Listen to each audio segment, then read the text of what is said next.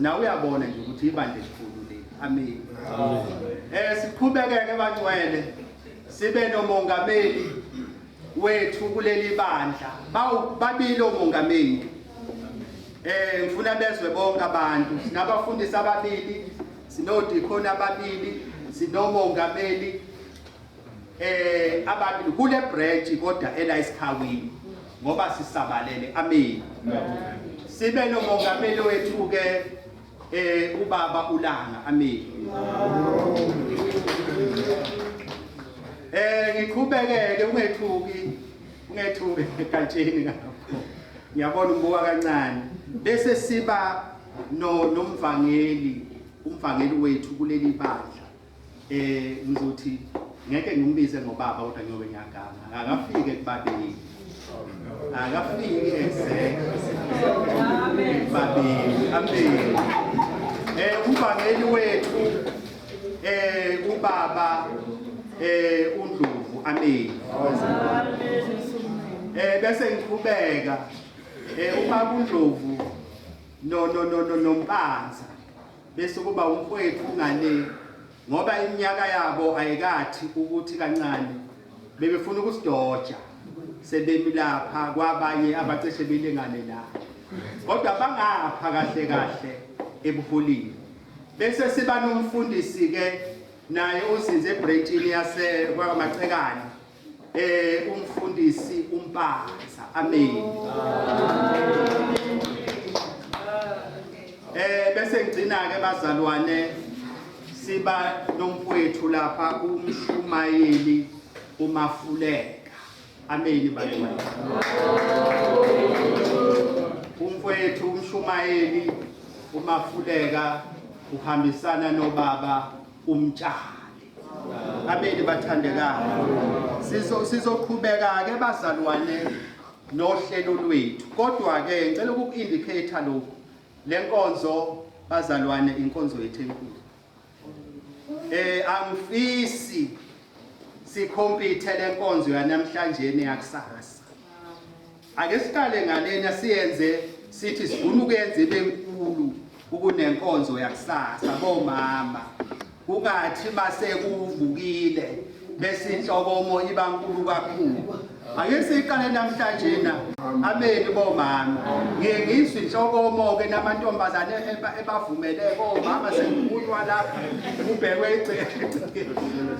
Kodwa namhlanje na uyabona ukuthi balokhu besibuka nje. Ngiyacela bomama ngesisupport lenkonzo kakhulu. Amen. Bazalwane namhlanje na sinenkonzo izwi lenkosi lizoya ebuholini obukhulu namhlanje. Amen bangcwele. Futhi namhlanje na sizongena enkonzweni yokuphawula umkhulu. Amen bangcwele. Bazochaza ke abefundisi ngapha ukuthi yini lenkonzo siyenza. Lenkonzo bazalwane yokuphawula umkhulu inkonzo esithi thina njengebandla alimathiya in Christ. Mkhulu sisayithanda indlela osiphethe ngayo. Leyo nhloso amabandla bazalwane amaningi ahamba eshabalale ephele. Kodwa lokhulumile leli. Ilokhulumile bazalwane. Ingakho nje kubalulekile ukuthi lenkonzo si-celebrate bangcwele. Ukuthi mkhulu ubeka sikunika amandla. Siyazwana bangcwele. Hayi ukuthi siyenza nje. Kodwa sihlonipha ubuholi. Amen. Ayikho into ebuhlungu nje ukuthi ungabi nabandla. Uthi uyasonta la usonta khona seliyaphela ibandla sekunenkinga. Kodwa lokhu kumile leli ingakho nje sithi mkhulu siyabonga. So sizoya ezwini bathanda ngicela ningalali nami ngiyaxolisa ukukhuluma isikhathi eside ngicela ningalali bangcwele namhlanje akekho umuntu ozothi mase esukuma umkhulu intshumayelo yakhe utholakala ukhonto oselele ameni bangcwele siyaqhubeka ke bathandekayo nenkonzo yethu ngizocela nje ukuthi ngiphakamise abazalwane abazoba nokufakazi bese ke ngidedela ngiqhubeka nohlelo lwami inkonzo enkulu lena ejulile edinga ngempela ukuthi sihloniphe ngizodeda leli thuba ke ngizoqala nje noma ngomama babili bese ngiza ngezinsizwa noma ingane bese ngize buholini obukhona kade kungekho emini ameni bathandekayo ngizocela nje bathandekayo ukuphakamisa kakhulukazi umama umtshali ngapha komama kade engekho emini umama umtshali ngicela ukuphakamisa nokufakazi branch yasemacekane amini bese ke ngoba lenkonzo yobuholi bese ngicela ishweleze kumama ngeziphutha emini umama umshumayeli umama umkhokheli omkhulu nginika ithuba emini ngathi ngiphakamisa ubuholi baleli bandla ngiphakamisana mama ngiyashweleza kumama umkhokheli omkhulu ngicela ukumnika ithuba naye umama umkhokheli omkhulu bese nginika lensizwe yakithi nganene insizweni umtshado usekhona noma usemsebenzini bese nginika nomtshado einsizweni ithuba naye lingakangeniswi bese nginika nosisi uma sithole ngapha kodade bese ke ngapha ngaphambili kuba umfowethu Mafuleka bese kuba umfundisi umpanza bese kugcina ke umfundisi umtshali ngicela ukuyideda kanjalo ke bazalwane amen Bueno, na manta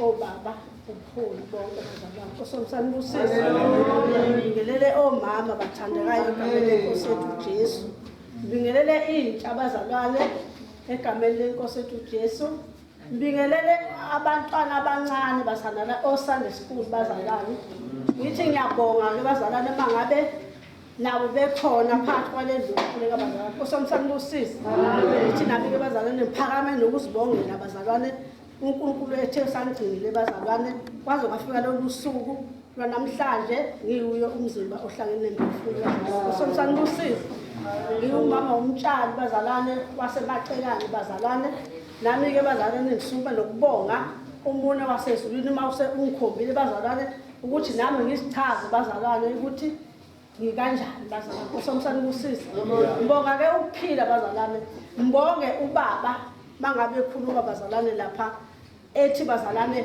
asihloniphe ubuholi bazalwane nkosomsana busisi ngithi bazalwane ngwathandile nami lawo mazi bazalwane ukuthi njengoba silapha nje bazalwane siyabathanda abaholi bethu sibonge ingcobo bazalwane nezinto bazalwane abasifundisa ngazo bazalwane ukuthi mangabe siphathwe inkonzo kumele sisiphathe kanjani bazalwane nkosomsana busisi ngithi ngibongeke nami ukuphila bazalwane ngikhamba endaweni yasemacekane ngizibongele kakhulu bazalwane ngithi nami uJesu ngimthandile bazalwane ngithi nami ngeke ngaphatheka nje bazalwane kabanzi ngoba ngazi ukuthi ngiyamalele nje endaweni yokukhuleka bazalwane ngeke ngaphatheka bazalwane ndaxolisa nje ukuthi ngidle ithuba nami ngithula okungaphakathi enhlizweni yami ngoba kubuhlungu bazalwane abazalwane bekwazi kodwa ungasababoni bazalwane ngokhohle ukuthi sekwenzeke kanjani bazalwane ngithi ke ngiyabonga ke nami bazalwane ukuba khona aphathwe ndokhuleka ngicela nami bazalwane mangabe ngikhona ukuthi base kufundwa lelizwi bazalwane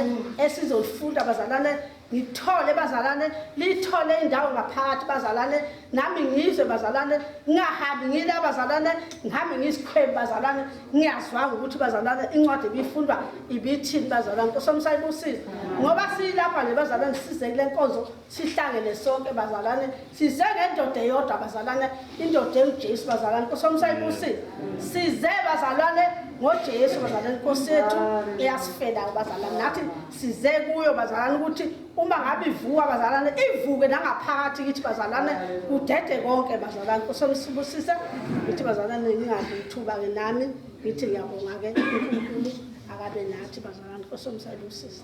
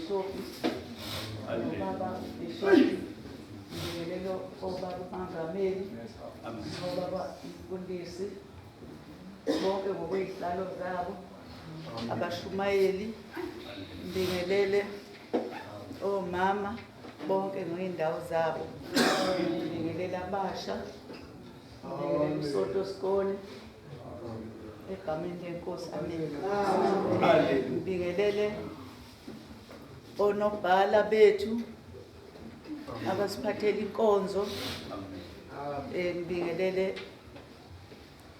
umzalwane wethu oye wafika ukuzo-attenda inkonzo yethu ezoyenza ukuthi ibe yimpumelelo ibe yinhle siyafisa ukuthi lokho okwenzakalayo uNkulunkulu akwenze kube yimpumelelo ngoba kufanele sicele uNkulunkulu ukuthi kube yimpumelelo kungabi ukuthanda kwethu nokuqonda kwethu bangcwele nami ngibonga ukuthi uNkulunkulu uye wangigcina kukho konke bekungangibamba kungenza ukuthi ngingaphumeleli enkonzweni yama-Easter kodwa uNkulunkulu uye wangivumela bangcwele ukuthi nami ngibe khona kule nkonzo omama besazovuka ngesonto ekuseni bentabeni beyothi uvukile nami uNkulunkulu wangenza ukuthi ngibe ingxenye yalabo mama abazothi uvukile bangcwele sibonga namazwi afundiwe emini asitshelako ukuthi uJesu ungibali amazwi asitshelako ukuthi uJesu uyini empilweni zethu bangcwele amazwi athi uJesu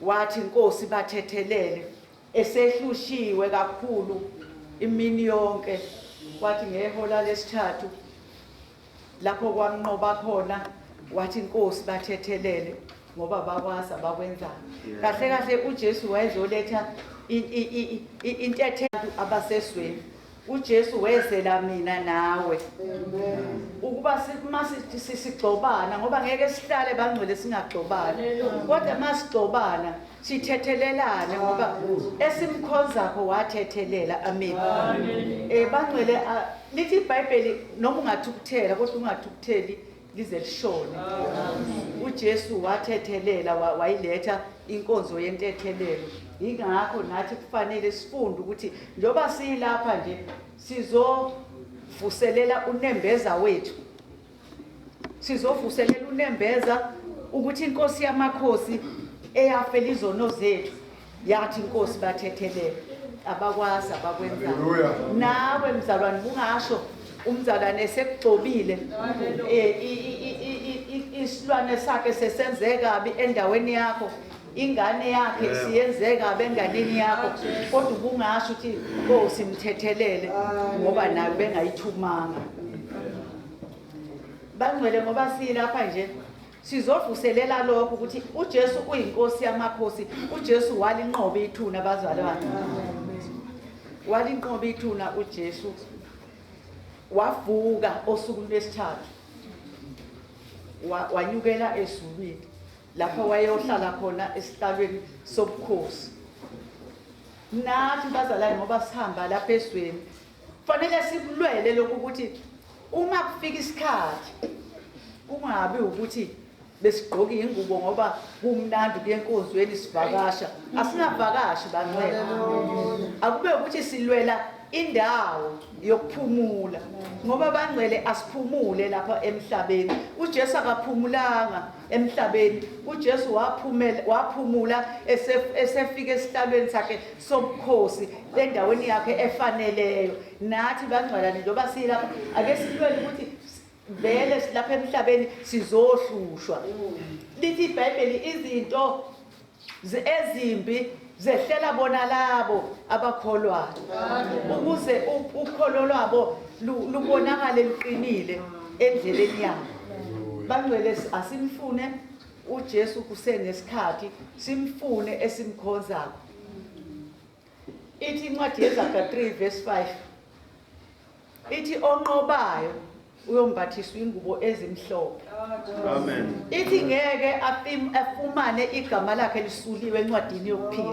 Hallelujah. Bangcwele besingaqonda lokhu ukuthi uma sihamba emhlabeni kufanele sibe ngabanqobileyo. Usho njalo umhlabeleli uthi abanqobileyo bayosondela kuye. Ngiyawuthanda lokhu umhlabeleli bangcwele. Uthi abanqobile bayosondela kuye. Bazalwane asikulwele ukuthi sinqobe njoba sikule nkonzo sidele ingubo zethu sayishiya, hayi ngoba nazo bezisihlaba bezingasihlaba, kodwa sizofuna ukuvuselela unembeza ngenkonzo yomuntu esimkhonzakho. Inkosi yamakhosi eyafela thina izono zethu kuba sisindiswe. Sisindisiwe bazalwane, sihamba sisindisiwe ngoba sithelwe ngegazi likaJesu. Amen. Ngoba silapha nje la ukuthi igazi likaJesu uma lehlele kithi nangesikhathi esevuka evukele emakhaya ethu bangcwele. Akukho okuningi esizokufuna, sizofuna ukuthi uJesu mayevuka evukele emakhaya ethu lapho eyoshanela khona izonke izinto ezikhathaza imphefumulo wethu ngoba bangcwele ikhona izinto ezikhathaza imphefumulo emakhaya. Nokugula kukhona kuyayikhathaza inyama, kuyayikhathaza imphefumulo, kodwa masimi ngakuye yena uyinsindiso yethu. uNkulunkulu uyinsindiso yethu. Uma simi ngakuye noma zikhona inkinga kodwa ziyoshabalala bangcwele uma simemeza yena. Uthi ababizwa ngegama lami bayoguqa phansi bakhuleke bememezela amigama. Uthi ngiyokubeswa ngisemazulwini. Ngalawo mazwi ngicela Inkosi yomsibusisa.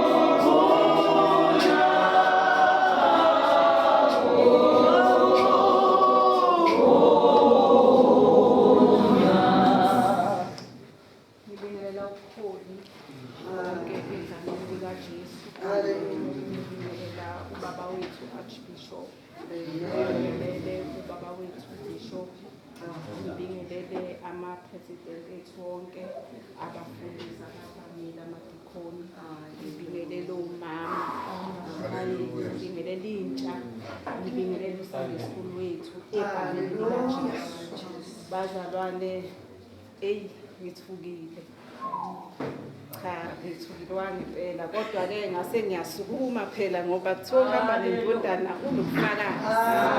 Ingakho ngisukumile ngama bazalwane.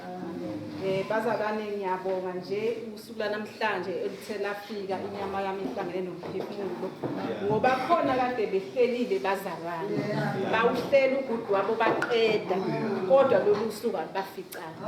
Mina ngiyambonga uNkulunkulu ngoba lungificile ngikhona ngiyaphefumula nomndeni wami.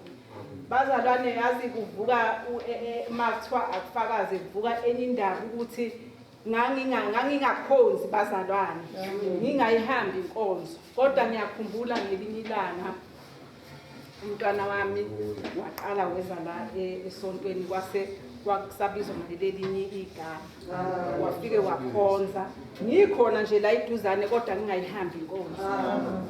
Umntwana wami into eyadala ukuthi ngikhonze wagula wathi mayigula uyazi umuntu ongena Jesu yonke into uvele akhalela lula usuke nganayo uNkulunkulu ahamba naye.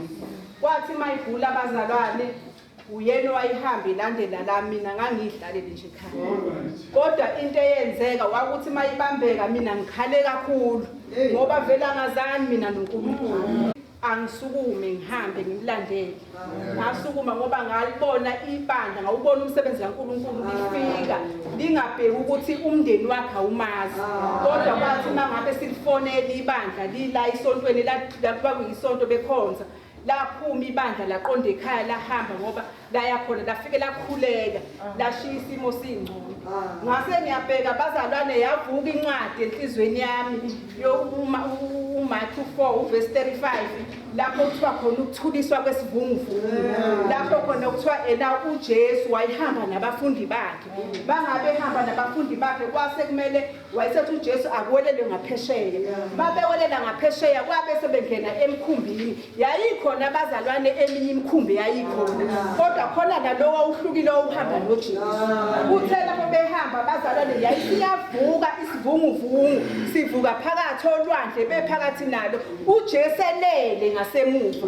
Uthe mangabelela uJesu bazalwane babuka laba bahamba naye babuka amanzi ayangena bona manje sebebuka yatatazela bayesaba bathe basasaba kanje base bayakhumbula bazalwane ukuthi uJesu khona ngasemuvulelo base bayakhumbula ukuthi bahambe bayomvusa bafike bamvusa uJesu. Uthe mayivuka wayeseyalithulisa ulwandle lathula lathi du bamlalela ulwandle base bayamangala ukuthi kanti lolo lalelwa ulwandle ungubani. Bazalwane kwangifikela nami ngelilanga ukuthi angithole nami uJesu kuze kuzothi masivuka isivungu ngikwazi ukuthi ngimvuke ngoba mubu umuntu ohamba ongenayo uJesu ngoba siyavuka izimo emsebenzini sisebenza wena uzucamela ukuthi uresign kanti uma ngabe uhamba noJesu uyahamba uyomvusa avuka athulisa isivungu. Siyavuka ivunguvungu esikoleni abafundi befunda ngoba bayaphuma abafundi behambe beyofunda emavasithi befunda ngisho khona la kodwa uma ngabe umntwana onoNkulunkulu uyakwazi ukuthi ubuyele ngemuva uvusa uJesu maqede bese yenza yena umsebenzi wakhe. Bazalwane ngiyamthanda kakhulu uNkulunkulu ngiyazi ukuthi ena kwesisikhathi ngibuye ngilove ngingezi esontweni kodwa yazi khona into ekuyenzeke kimi mangabe sengihlalile esontweni ngingezi angazi lento lena ngivele yabona nje mangengalovo mhlawumbe amaviki elandelana ngivele ngilibona ibandla lifika lifike nje ibandla lishaya ublue limi ngitatazele egcekeni ngithi naba bazalwane ngiyovuka ngiyithathe ngelanga elilandelayo ngithi hayibo futhi enase beyangibuza ukuthi hayibo uphi manje lo mzalwane.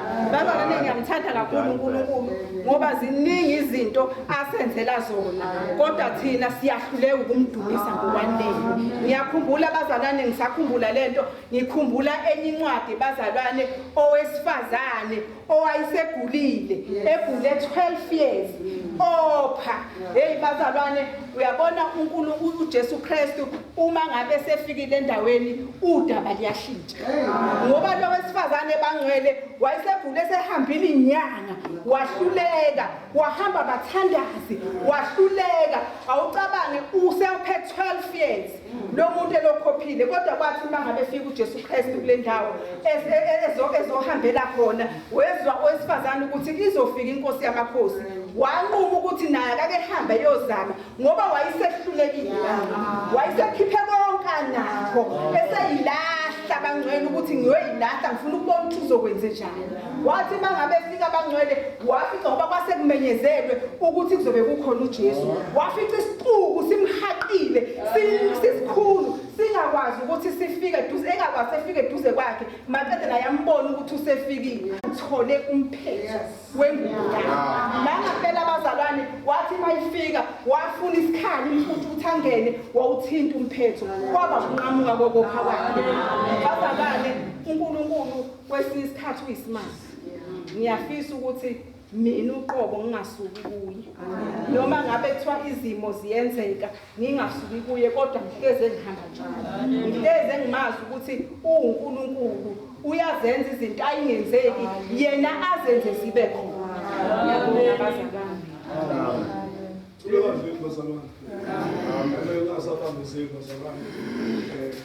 sanibonani njani siyabonga bazalwane nathi ngizina ukuthi nami nathi ngisagcina mina bazalwane into eyodwa uma ngeke ngabona mina ngahlahle nguthisha futhi obuye correct izinto ezonke bazalwane noma singene lapha eminyango musu unakusiza sesixhawulane sonke la asibambeni lana sabe ngesikhathi uJesu ebethelwa kwakunabantu babe u2 kanje eceleni kwa yena hayiphakathi nendawo kodwa laba bantu babe nokudideka ukuthi banoba before abantu bekwi-marathon umuntu owinayo umuntu ophakathi nendawo laba bayeceleni balong bahlezi number 1 number 2 number 3 ongaleni kodwa number 1 uhlezi uphakathi nendawo funda bese ukanyisa ongaze ngosho isikhathi kodwa bazalwane ngolunye usuku bengoza sike sixhawulane bazalwane isona sike engaxhawulena nami kodwa njengamanje mama ngiyaxhawula mina mama webandla ngiyaxhawula kodwa bazalwane ngomxhawula ngemali bese ngibuka okwesibili